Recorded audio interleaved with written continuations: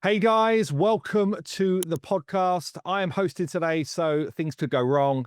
I'm Simon from Fateless. We've also got Corey, head of product from the Fateless side, and then we've got two wonderful content creators here joining us as well to talk about all things monetization. Oh, it's a dirty word, but I'll head over to you, Ragewood. Just give us a quick intro, please. Yeah. Hey everyone, Ragewood here. Small-time content creator, obviously covering Godforge as most of you know, and previously doing Dragonair and a bit of Raid way back when. Awesome. Welcome, welcome. And then we've got for a first showing on the podcast, Jake Smash. Jake, give us just perhaps a little bit of background on your content creation and why you're interested in Godforge. Hey, thanks for having me. I really appreciate it. I actually tried briefly to cover Raid like 6 years ago.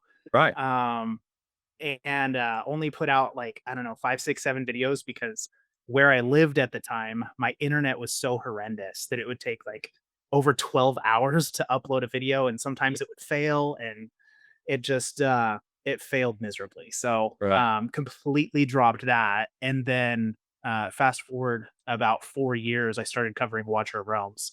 And so covered Watcher of Realms for about a year and a half. I'm not covering it currently. Right now, I'm not covering anything. I'm just waiting for Godforge to come out, which I'm pretty excited about. Cool. And you obviously, I think you did some videos around the alpha and I did. played through the alpha and that type of stuff as well. Yeah. So you've got a good understanding, obviously, of the genre. You played Raid for a number of years. Um, and I guess, Corey, just to fill in the gaps, perhaps give people just a, a little bit about your background and how you've come in as head of product, that type of thing. Hi, I'm Corey. I've been working in the games industry for a while now. I've helped out with a lot of RPGs. I helped out at Sega, at Fox Next Games, and Scopely and Netflix. I worked a good bit with the Marvel Strike Force team.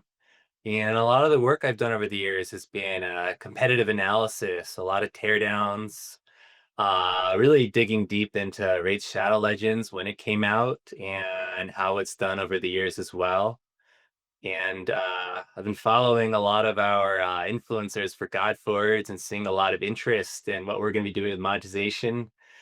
And really, I wanted the community to know that they're going to be crafting shopping in our game along with everything else that the game is creating. And I thought, it'd be great to have these sorts of conversations and really get some thoughts of what everyone's thinking.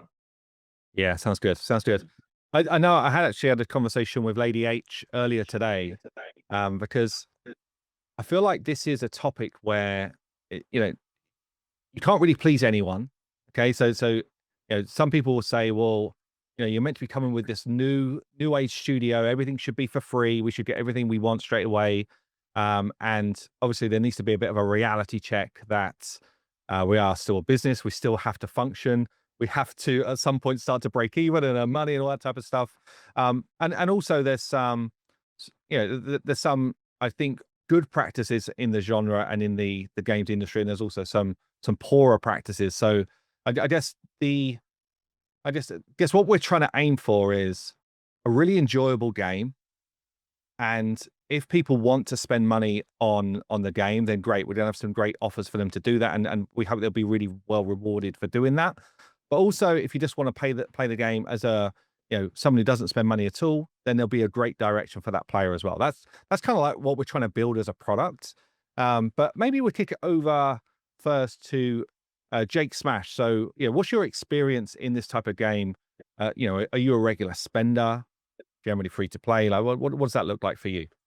Yeah, I have I've always spent money. The amount that I have spent has, ebbed and flowed depending on what's going on, where I am in life. Spent way more than I should have in Raid.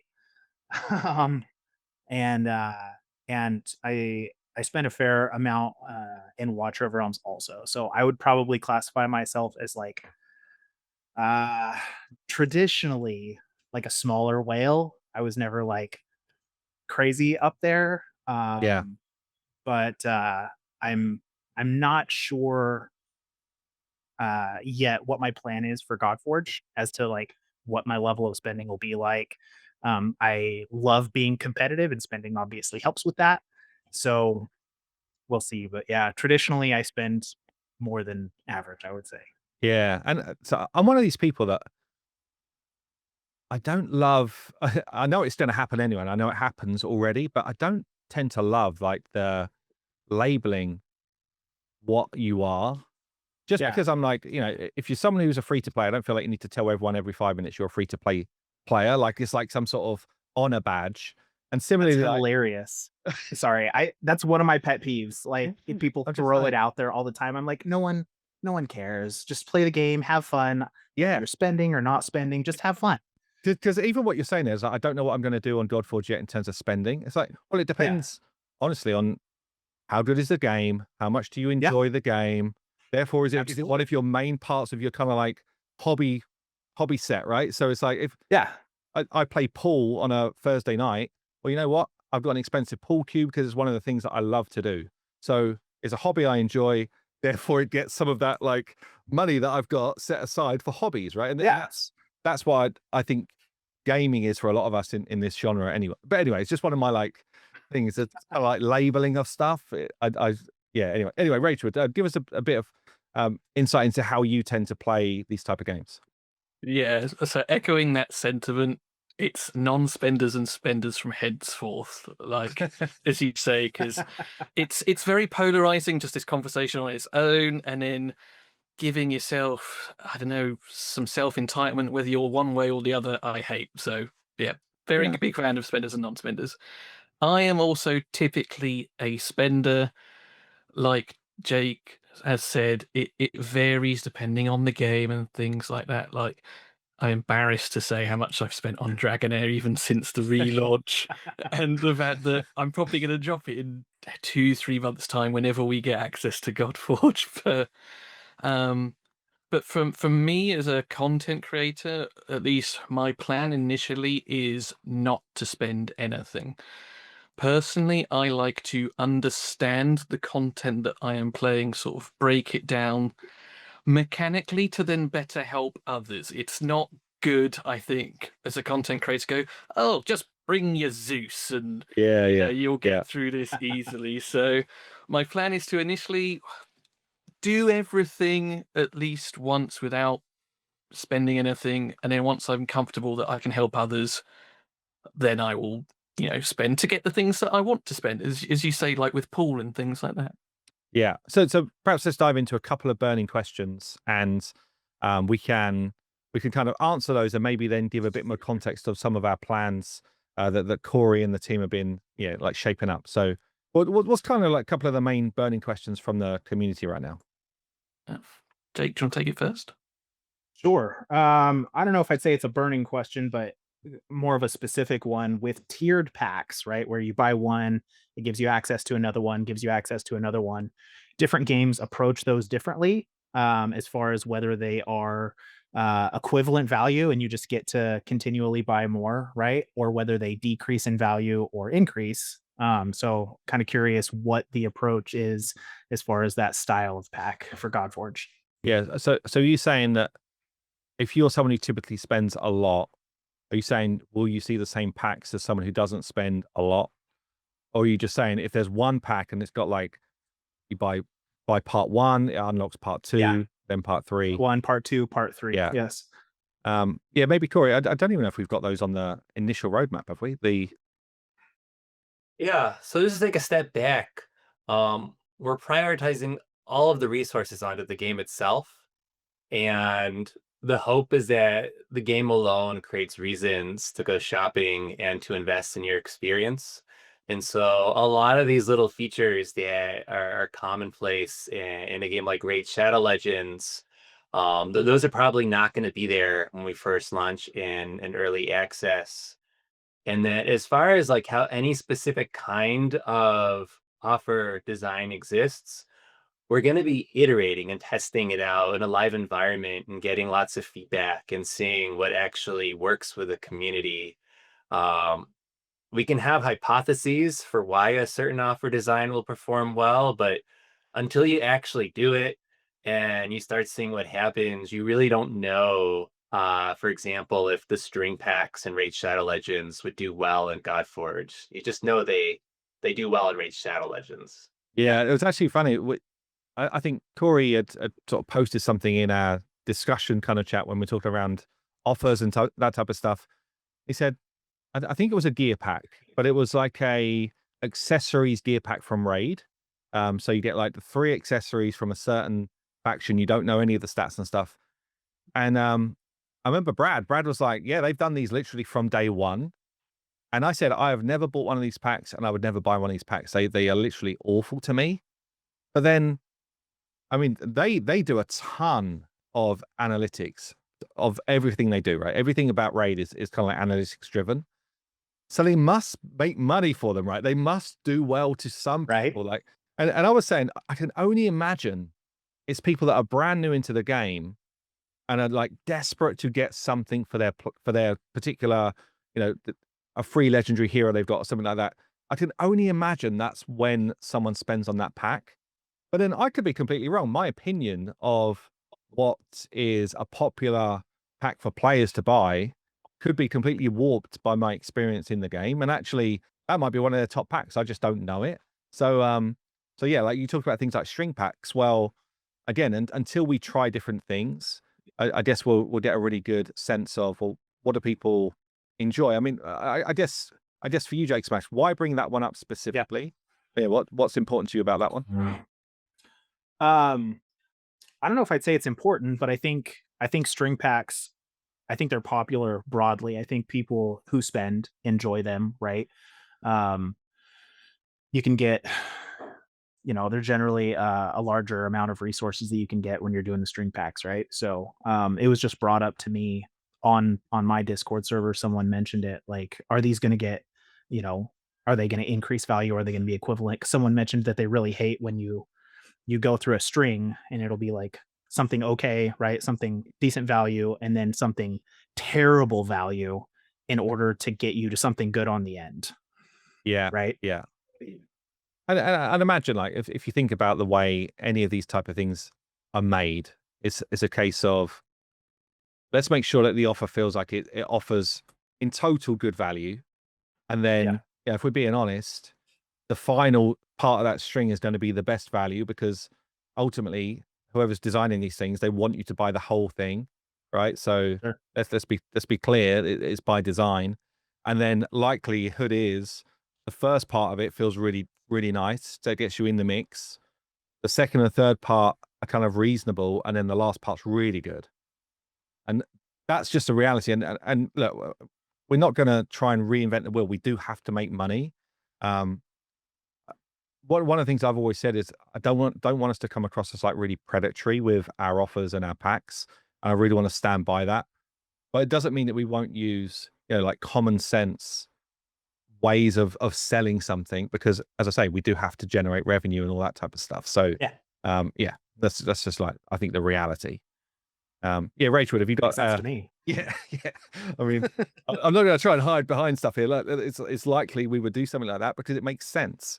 Yeah, same as if you're shopping in the supermarket. It's like, well, yeah, I kind of like those crisps, but generally they're quite expensive. Well, if they're on a 2 for 1, I'm probably going to pick them up because I like them. And yeah, Dom Ragewood. Yeah, so I mean, I've had so many, and maybe 4 or 5 of them were very common. I think one I would start with is there anything off limits in terms of monetization? Like, will we see, can you buy a hero outright? Can you buy a weapon outright? An imprint? That kind of thing. Is there a point where you guys have said, no, you cannot, we're not going to monetize buy a hero strip, for example? Yeah, I see an interesting question. Perhaps I'd give a little bit of context and then Corey maybe jump in with a bit more detail. But so there's some things in the game where it's more systematically going to work. So, for example, in the tower, you will unlock a certain number of floors of the tower on like a daily basis, rather than like a key system, or and therefore you can't buy more keys to be able to get further quicker. So there's some things there which would kind of be locked behind content and time. But I think in this early stage of development, we will be testing and trialing lots of different things. So, yeah, we know, for example, imprints for us are a really great premium reward. And the fact that we've made imprints now separate to the ability to awaken a hero, that means that actually we can really play around with those rewards more effectively. And we want for people to play around with the weapon and imprint system because it's a lot of fun, and it's something which really sets us aside from other games. So the more we're able to use those tools as rewards, it actually just gives us more opportunity to see what drives people to do different events or to do different activities. Doesn't mean that we won't ever sell them, but it perhaps means that we'd have them less often in those type of packs or that type of thing. But perhaps Corey, have you got any thoughts on it? Yeah, there's definitely this dynamic where if everything in the game is for sale, what you're essentially telling the player is that you're spending money not to play the game. And in games where one or two vectors of content are not directly for sale, maybe you can like buy energy to grind for it. But that's telling the player that everything else is there to optimize for these couple of vectors. And so you have a reason to go through the loops. And also the players who have stuck around the longest, there's a difference between their experience and someone who comes in on their first day and, goes to town on the store. That said, the question is interesting because it's almost the exact opposite of the day-to-day reality for a developer working on a brand new game. It's less about what is off limits and more about what few things are on limits and how can you execute. And so I view building a store in a game a lot like building a pyramid. You put the most basic layer in first, you put it in a live environment, and you see how it performs and how people feel about it. And so for us, the most basic layer is content demand. Are our heroes fun? Are they fun to use together? And is it exciting and satisfying to create different groups for the different encounters, the different dungeons, and the campaign in our game? And if that layer is healthy, then in the store you will see players spending in order to enhance their experience of getting these heroes, right? And then each additional layer is smaller and has more marginal lift, but it's several layers up when you start talking about the different kinds of offers and the different ways in which you execute. And a lot more resources go into that. It tends to cannibalize the resources that would go into making the game better. And sometimes the lift in your business is actually much higher if you put an entire gameplay mode in, as opposed to like investing in a different kind of offer. Um, and again, as far as like what content is off limits from the store, it's just like what Simon said. You start with a few things in the store, and if the players really want more, then you start adding, one or two at a time, and you see, where that really healthy and satisfying experience lands. Yeah, maybe it's worth talking about just a couple of the different ideas we've got that perhaps maybe you don't see in every game, Corey. So, things like the sort of subscription type or calendar type reward systems. I think they're quite interesting. And for me, as a player who enjoys this style of game and played loads of games in the genre, this was one that kind of you'd brought to the table that you'd seen perhaps in some other games that I hadn't seen before. So I thought it was quite interesting. Yeah, we call them annuities in the industry. It's like you spend money and it pays out over time, and then they get flavored and presented in different ways. We saw that purchasable calendars were really popular with the Marvel Strike Force audience.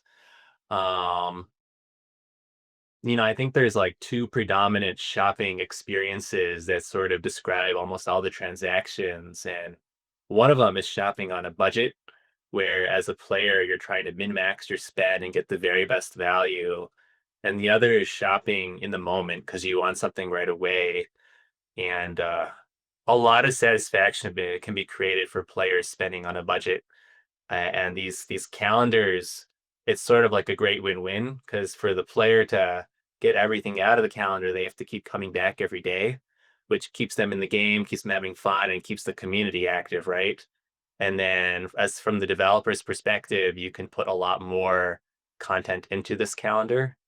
And so I'm not going to say which hero, But one of the offers that's going to be like our mad scientist, let's see what happens and how the community thinks, is when you progress through the campaign, there's going to be a boss you defeat. And upon defeating that boss, you're going to see that hero in a purchasable calendar that's going to last for 21 days. And over those 21 days, you're going to be getting a lot of resources and materials that'll help you upgrade that hero, so that that hero is not only something that sits there in your roster until you're ready to use it, but it's something that within a few weeks you should be able to have a lot of fun using. And Yeah. they're pretty excited to see how people think about it. Yeah, go on, Ragewood. Yeah. When that offer pops, and I guess this will kind of lean somewhat into another topic. Do you have to purchase it then, or are you given time to purchase it? Is it like if you don't do it, you lose it, like a flash offer sort of thing, or can you mull it over for a little bit? I mean, I don't know if we've even actually discussed this in full. I'm not a fan of, if you do not buy it this 1 second, then you've lost the opportunity to buy that thing. So you've got literally no thinking time at all. And I know playing some other games like actually in Watcher of Realms, but also in games like Dragon Champions and a bunch, honestly, there's kind of like a moment in time where you could just go and buy this particular hero or champion or whatever. And some of them it's got like perhaps a 2-day window, some's got like a 5-day window, some it's literally like it's always going to be an option. And yeah, I mean, I don't maybe Corey's got a different view on this. I don't think we would have like you've got to buy it this second. It would be it might be like you know, in the early life of your account, it's an option, and then it disappears after a certain amount of time. So it's not just sitting there as kind of like you know, it becomes a bit of a bad smell after a year or something. But it's, you know, it's but yeah, Corey, maybe you got a different view. Yeah, I mean, we don't want to create a very stressful experience because that defeats the whole point. The goal is for shopping to be fun. It can be fun. A lot of people enjoy shopping in all parts of their life.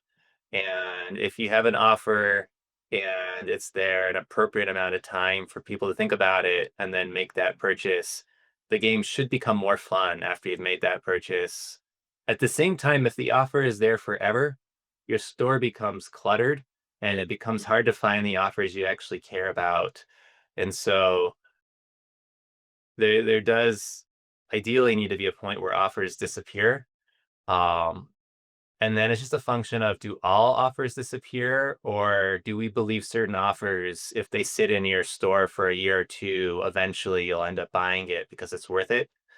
And my guess is that at least for the duration of early access, this offer will be in your store. And then we'll regroup and see, was this actually what people wanted? Did it give us the results? Do we do more of these? Do we get rid of this offer altogether? Do we shorten the duration? Because we'll have all sorts of data. We'll be tracking the impressions that every offer has in the store, and we'll be tracking, you know, how many people revisit that same offer over and over, and we'll be tracking, you know, does the conversion rate change over time? Is there a certain point where the impressions are going down to the right and the sales are going down to the right, and it's just taking up valuable shelf space?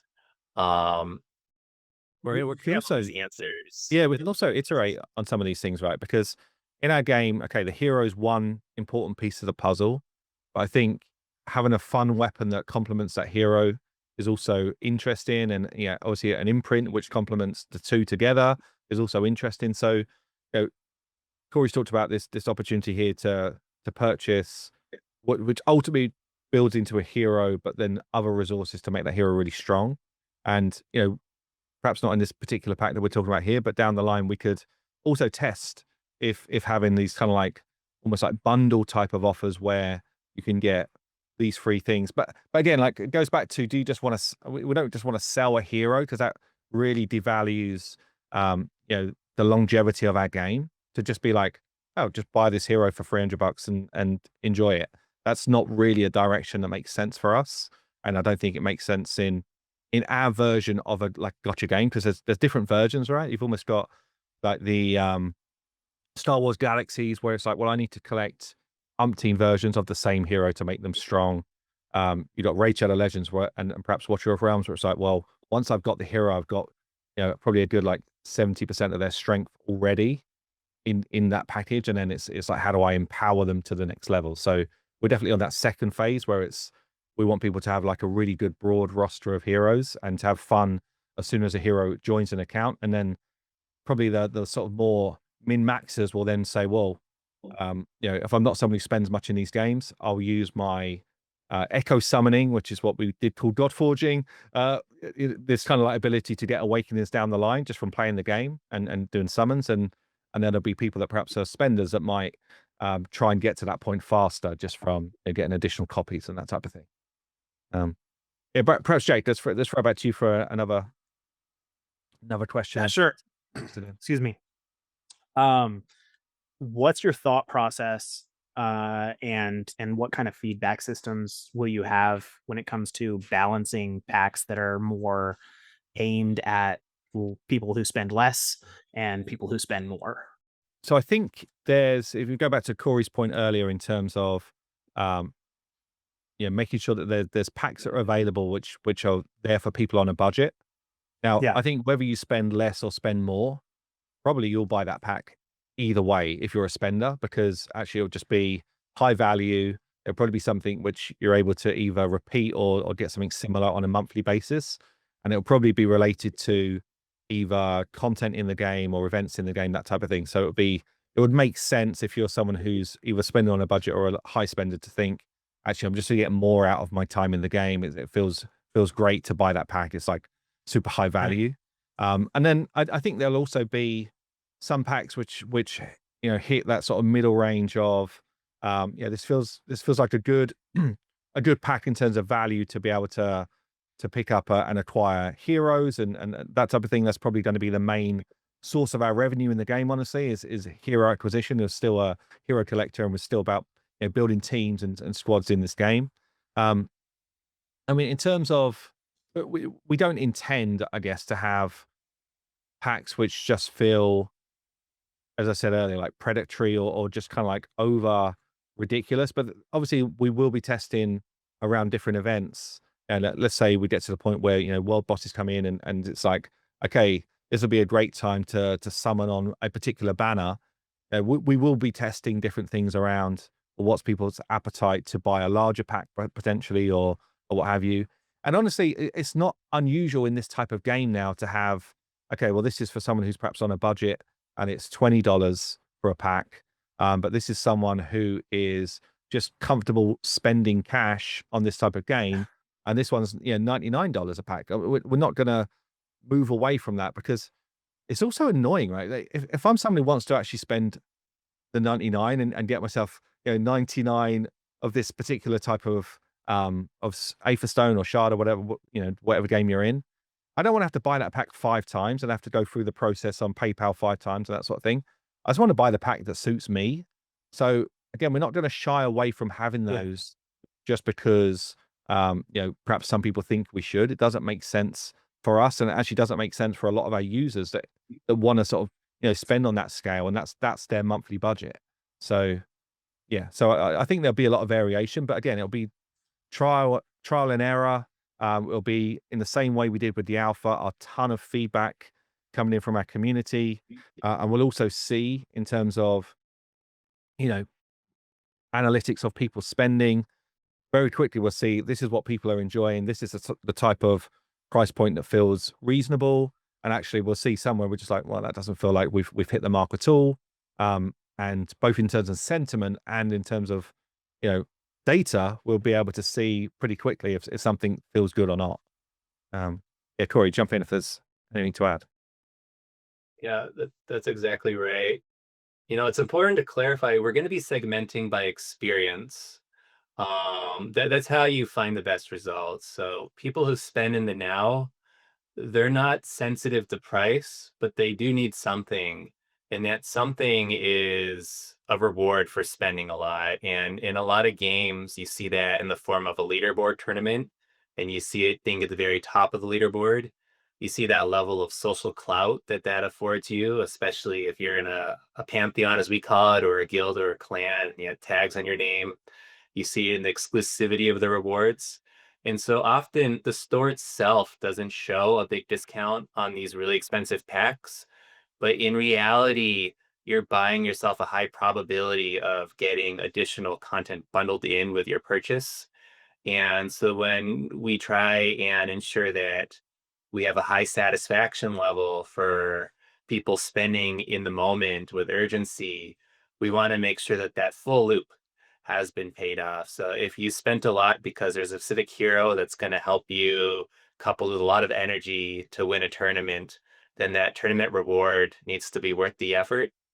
And then on the other side, when you talk about spending on a budget, if every offer is good, it's actually a very boring shopping experience, believe it or not.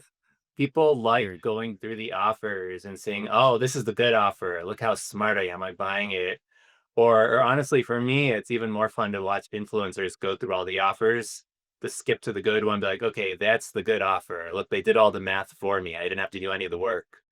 And so it can be a little counterintuitive. You can look at the store and be like, "Well, why don't we just give everyone the same offer?"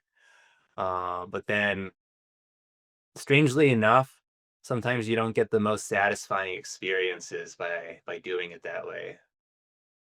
It's actually interesting because as I covered Raid Shadow Legends for basically 6 years, and as the game evolved, what people thought was really good actually changed. So uh, early on, you'd have these kind of like gear packs, a set of 6 pieces of gear that were obscenely high priced, and no one thought they were a good pack. And then as the game evolved and running through dungeons just felt less and less worthwhile because the chance of you actually getting an upgrade to a piece of gear was really low.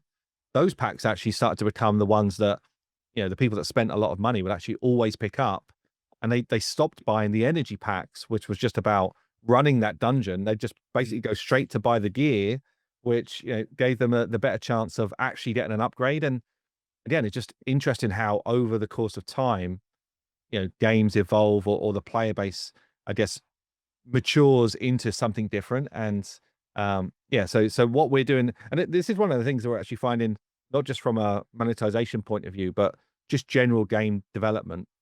You know, People have now played games in this genre for a long time, and we're coming out day one. Early access is going to be our brand new version of a game in this genre, so we have to leave space to grow, and whether that's in terms of like a hero design and the sort of mechanics that come out the gate, in terms of our boss design, also in terms of pack design for monetizations, all of those things, they need space to be able to evolve over time, and for a player to feel like it's an enjoyable experience month after month as new content drops, whether it's in terms of packs and store, or whether it's in terms of content and or heroes, and how fun the game feels.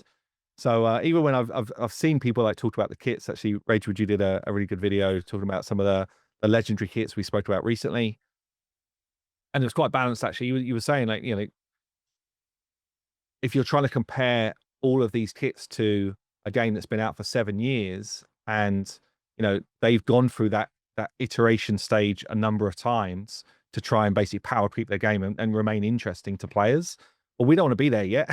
we want to have space to grow into that. So it's going to be a fun experience, I think, over the next couple of years as we just try and make sure that we evolve at a steady rate rather than just try and get to what our final version of the game looks like. Maybe Rachel, have you got another one? Yeah, so I mean, firstly, like just the conversation in general, it sounds like EA is going to be your market research, which seems obvious, but I like that you're not coming in with preconceived ideas of this is what it's going to be, and that's kind of final. It sounds like you're perhaps willing to adapt. But leading on from something Corey said, and you, Simon, watching influencers sort of go through, oh, this is good, this is bad. In a video you yourself, Simon, did recently when you were pulling soul stones for Hilvy, Oh yeah. you said at one point, I personally don't like to spend more than X per soulstone or whatever it was. Yeah. From the other side as developers and with Corey as well, how do you balance that? So, if me as a player, I'm going, £1 per blue Aetherstone is good value and anything more than that is bad. When you're putting things into the shop, how do you decide how often they sell for £1 each and how often do they sell for £2 each, that kind of thing? Yeah, and so I'll let Corey answer that. I just want to say first, so this genre of game is now pretty well established, right? So it's been flowing nicely for 12 years, and honestly, it was before that there were games that kind of like are a good sort of tell to the genre that's established. So there's a lot of work that's kind of just already done. You know, we do a breakdown of tons of different games, and the equivalent of our blue Aetherstone is going to be priced pretty similar to Raid's Blue Shard and Watcher of Realms equivalent of the Blue Shard. Like they're all at a similar level. And you know, you guys know you played the games for long enough. If one's coming out for around $1 per blue shard, then that feels about right. Okay, and then you've got like kind of the next level up, which for us is going to be our purple one, so our eternal one. There's kind of like an acceptable price for that because of the heroes and stuff. So that kind of like market, I guess, sentiment is already built over a long period of time, and actually it doesn't make a lot of sense for us to just try and completely break the mold and come up with a completely new system that, you know, it's like, oh wow, we're building something that no one's ever seen before, because actually it's very disruptive. So there's certain parts of the economy where we've already got a really good base and good understanding of what feels sensible for players, and you know, and then you get these kind of like great value packs that can come out at certain times of the year, which feel really good to buy because, you know, we're near Christmas, or you know, it's whatever, it's Valentine's, whatever it is, or we're doing a big event drop. So um but then there's other things which they're probably a bit more unknowns initially. So an equivalent in Raid is Soul Stones. You know, they dropped that kind of like soul system, and I think they were finding their feet, and they probably still are to a certain degree on what actually sells. And you know, for certain people, you just get to a point where it's like, well, this is my level, and this is my level where I feel like I'm comfortable with it, and that's where I sort of come up with that. For me, it's like 50 cents for one of those smaller soul stones in Raid, but for someone else, it might be $1. It doesn't, you know, I don't control what someone else does. I only control what I'm going to do as a player. But we will have to find our feet with those different elements of, if we do sell weapons, what does that look like? If we do sell crafting materials towards weapons, if we do sell imprints, that type of stuff, where it's kind of like it's got a slightly different framework to what we've seen in other games, then we make decisions based on what feels good for us. Or do we only ever sort of bundle them in with, you know, like a battle pass or something like that, where it just kind of feels like there's a number of things that we can bolt together which feel really good value overall, but you do have some currencies in the mix which, you know, helps you play the game, and then you get to certain points where you actually get one of these really kind of like sexy parts of the pack where it feels really exciting to get to as well. But yeah, Corey, perhaps give some more insight in terms of how the market's kind of built around that. I really love your player facing description. So if we want to like take a peek underneath the hood, I'll introduce a few terminology, some KPIs for us, just to see like what we look at and think about. Our North Star KPI is called the LTV. It's the lifetime value of a player, and that is measured over time. So we might think about it over 18 months, over 24 months, over 36 months, but that results in $1, right? And the higher the LTV, the more you can spend on marketing, because just like every player has an LTV, they all have a cost. And so games with high LTVs can have really big communities like Raid Shadow Legends. And the bigger the community, the more fun the game becomes usually. And so what an LTV is built on is your overall payer conversion rate. So how many players become payers. It's built on your transaction velocity. So how many purchases a player makes every week. It's built on your average sales price. So the average price that that purchase is every week. And most importantly, it's built on retention. You don't really have a 24-month LTV if your players play for 2 months, right? And so um, when we're thinking about these four components, two of them are not necessarily better or worse when they go up or down. We think about like transaction velocity or average sales price. You can have a game with a very high transaction velocity and very low price points, or you can have a game with a very low transaction velocity and very high price points. What matters here is how these two in conjunction impact your customer satisfaction rate, which will be doing monthly surveys to see how satisfied you are and how they impact retention. And so when I hear talk about, well, how many offers should there be? How generous should they be? What are the right price points? And is it a few really expensive offers with a lot of content? Is it a lot of low priced offers? The way we're going to eventually learn is what backs into the highest LTV. And, it could be that we end up being a game with a very high transaction velocity and really low price points. Raid Shadow Legends sort of sits in the middle. You don't see that many $99 offers in their game compared to some of the other games in the market. Or you look at a game like Star Trek Fleet Command. It's mostly just very expensive purchases, but their audience loves it. They have some of the best retention of any game in the industry you'll ever see. And so it really is less about what's right or wrong or, you know, what we think is going to work and more about just having the time and space during early access to test out different price points and different kinds of offers, get as much feedback from the community. And by the time we exit early access, we should find something that's going to feel really good for everybody. Yeah, what's quite interesting, it's not really necessarily related to what you said, but we've got this mini game that's running right now. And one of the elements for us, one of the things we wanted to do was just to test if having like a premium section to that would actually drive people to convert into a payer. And I think, Corey, the stats you said to me was for a game generally, if you've got a paying community around sort of 4 to 7%, then you're doing really well. You've got like a good number of your players are coming in and are prepared to part with their hard-earned cash to try and have a more enjoyment of the game. Now, the mini game, pretty easy to complete in terms of getting a good number of rewards and high value rewards for Godforge as a non-payer. So that's something we really wanted to make clear. And obviously, if you are someone who comes in on the premium, really what it's doing is it's giving you a lot more opportunities to try and find a hero that you really want to start the game with. That's really the upside from premium in the mini game. Plus, you have to be way less focused on doing the tasks to get to the end fast, right? So there was like the two payoffs.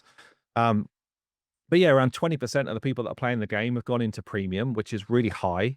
So from a player to converted payer standpoint, that's really good. And again, it's just, I guess it's not that unusual because we know that a lot of the people that are really engaged right now are people that have played in this genre before. They've come over, a lot of them from the sort of Hellhades community, and that's sort of moved into Fateless. Although I'd say more and more is actually a lot of people that are then an extended part of that network, and it's people that have just really enjoyed this type of game and are excited for what we're doing. But that was a really interesting, I guess, test for us to be able to just say people that are coming into this mini game where being a spender is really not a pay to win mechanic. It's just exactly what we've spoken about with all our philosophy for Godforge. It's speed up progress and give you more options to enjoy the game. That's kind of like the two things that becoming a spender should do in the game.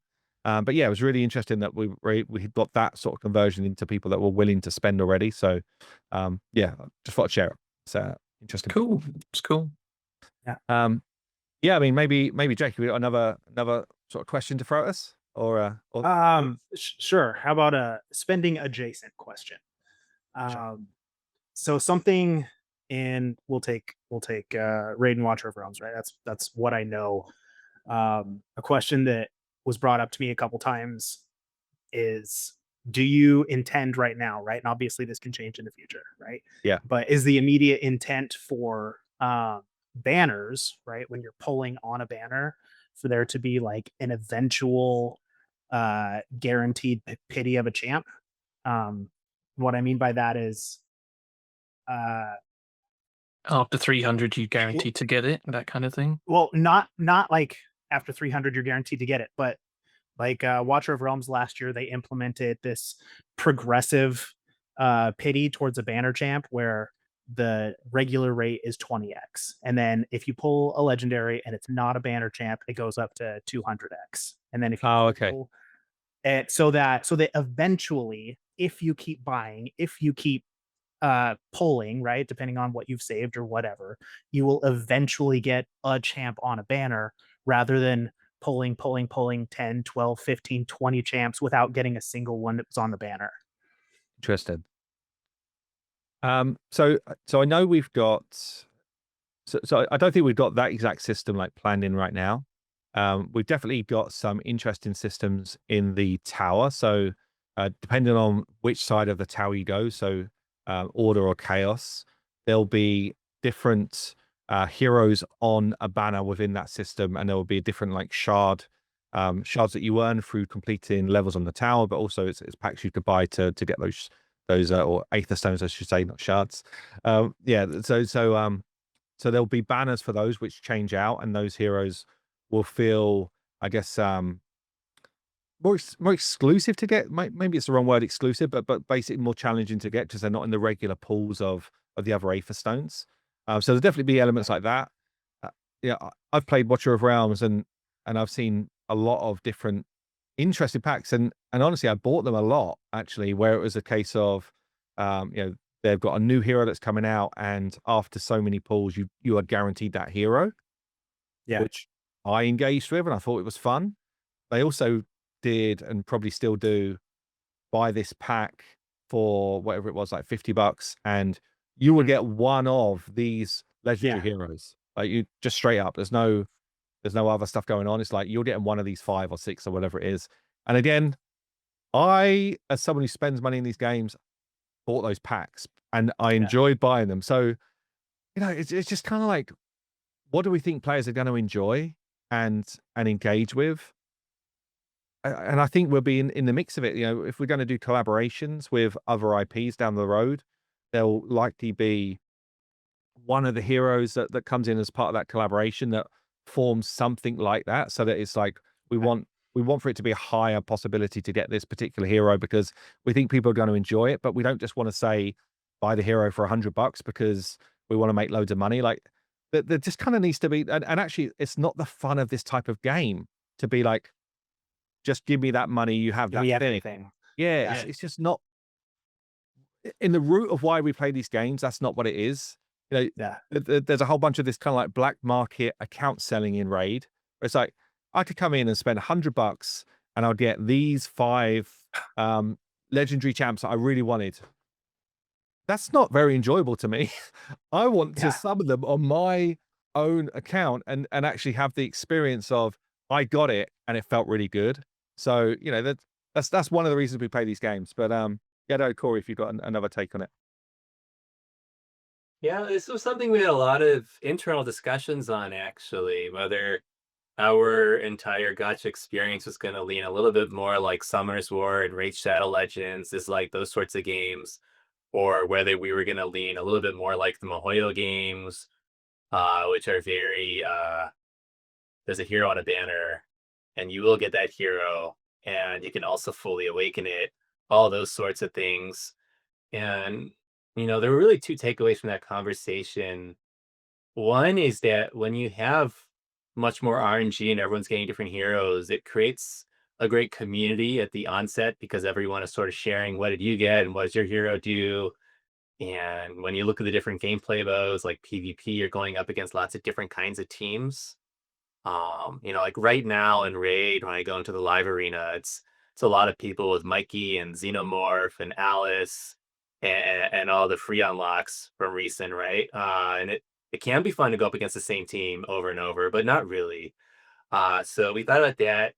And then also, Simon brought up a great point where in Raid, you're never really confused which kind of shard to use for gacha. It's just pretty obvious that, maybe if you have purple shards, they might give you something a little more special. Whereas in a lot of the RPGs coming out lately with all the different kinds of banners, it's actually really confusing which banner to go after, which heroes and why. And it creates a lot of work of research you have to do before you can just enjoy the game. But that said, it is pretty it's like an objective truth that people enjoy banners and they like having a chase prize that they're going after. And so we are going to be trying a couple different kinds of banners. Some of these events coming on it online during early access, like the Doom Tower and the World Boss, they'll have slightly different rule sets. We're going to explore having featured heroes in multiple rarities so that, people with different, let's say, amounts of chances and luck, the goal is to feel good about it and to have fun doing it. And if only a small fraction of your player base ever gets a featured hero that actually isn't the kind of fun you create for a community, and it doesn't drive that long-term retention or long-term spend. And it is quite experimental. It'll be a little different from what we see in Raid Shadow Legends. Ragewood, did you have one last question to hit us up with? Oh, one last one. I'm going to ask one more that was maybe not necessarily the one that I want to know the answer to, but came up very commonly. And that was regional pricing. Is it something you guys have as a team have looked into? I know obviously there is the potential for abuse to happen as well.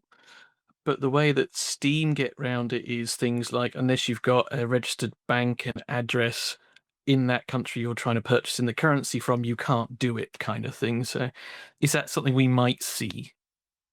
Yeah, maybe I'll just do a quick intro to this. So we still have to remember that despite us really trying to play with the big boys here, we're quite a small studio, and our early access is, is our kind of like first steps into this world of trying to compete.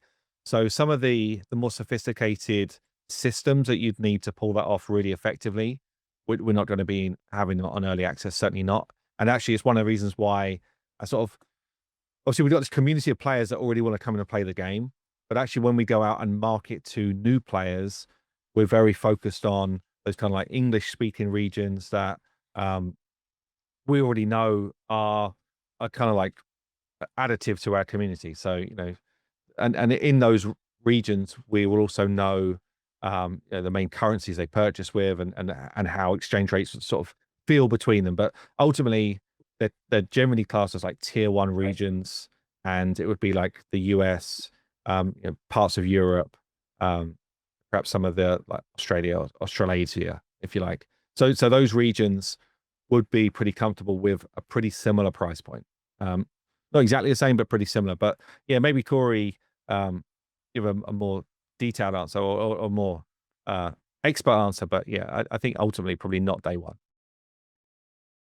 Yeah, I think that's right. We're going to have a global SKU with global pricing.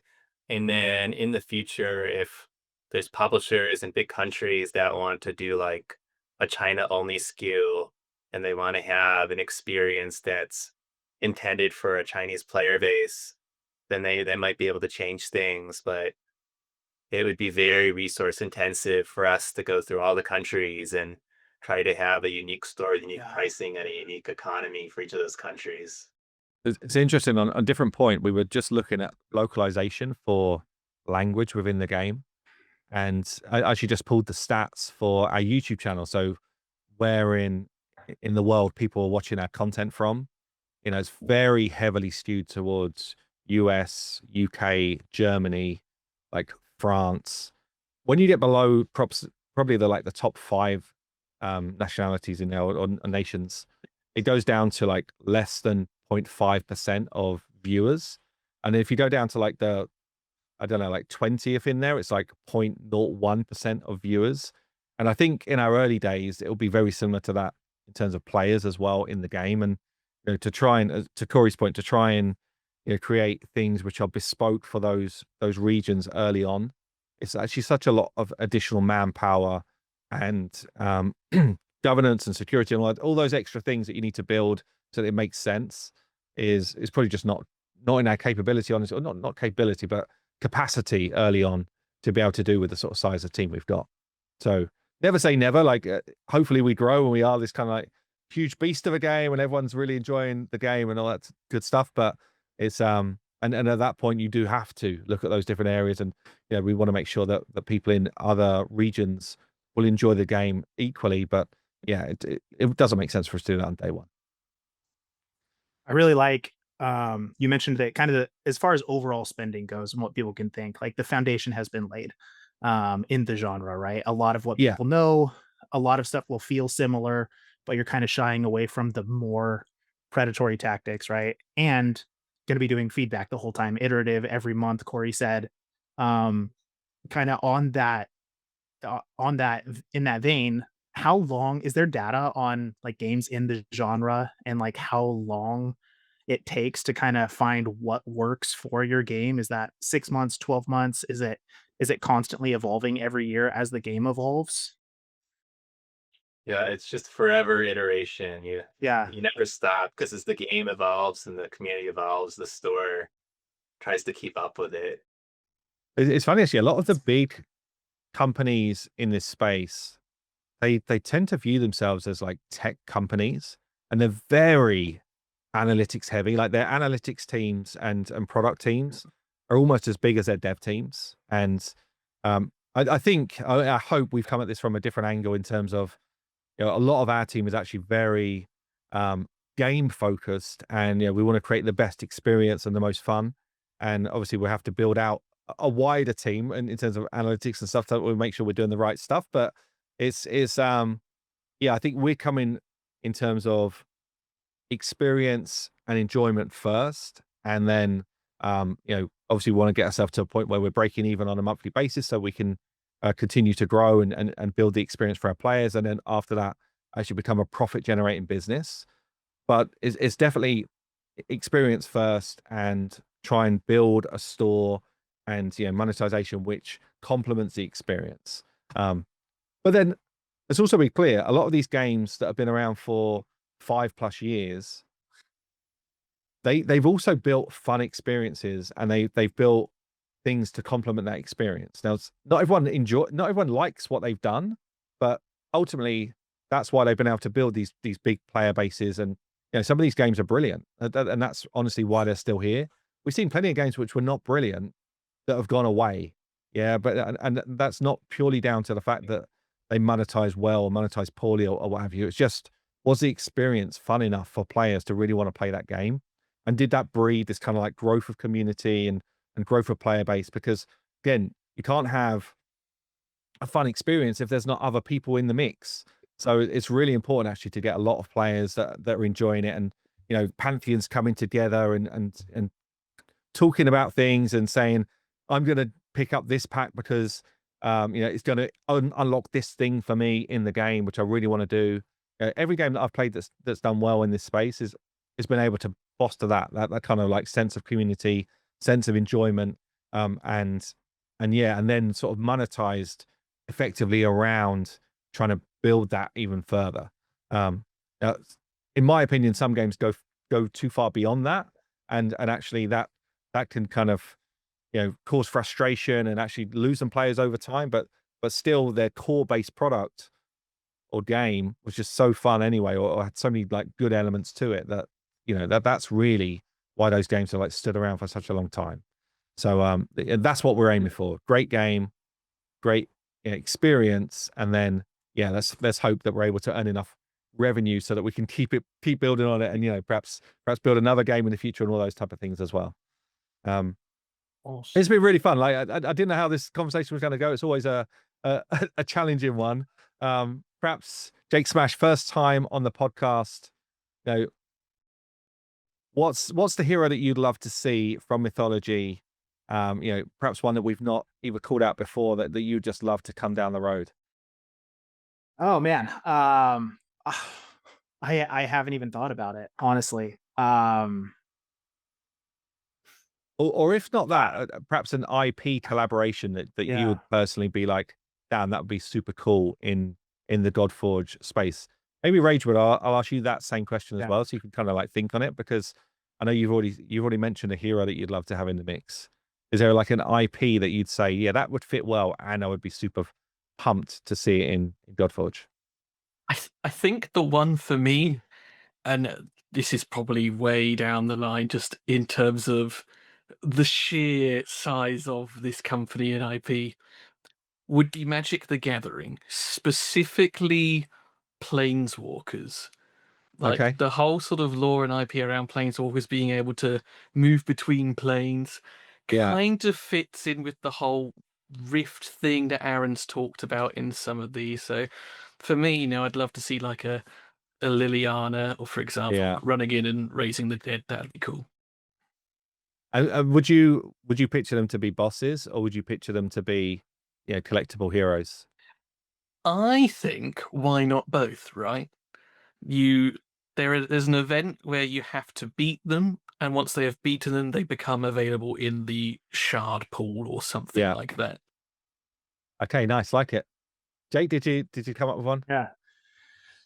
Not really. I mean, if I were to throw something out there, I feel terrible saying, that I don't really have a good answer, right? As far as the genre goes, because like my background, I've played Raid, I've played Watch Over Realms, and then other than that, I was like my entire life I played like single player console RPGs, like Final Fantasy, Suikoden, Xenogears, like that sort of stuff, which doesn't really fit this style, I think. You know what I mean? But like that's all of my background. Yeah. Well, you say that, but I mean, often when we're just, just like walking through ideas and stuff, Final Fantasy, for me, Final Fantasy 7 was just such a brilliant game, like brilliant game. And one of the things I loved about it was the fact that there was like these immersive secondary games within the game where you could just be like, you just stumble upon one and you're like, oh man, it's gonna be another full day of me just playing this particular mini game before I go back to the main quest line,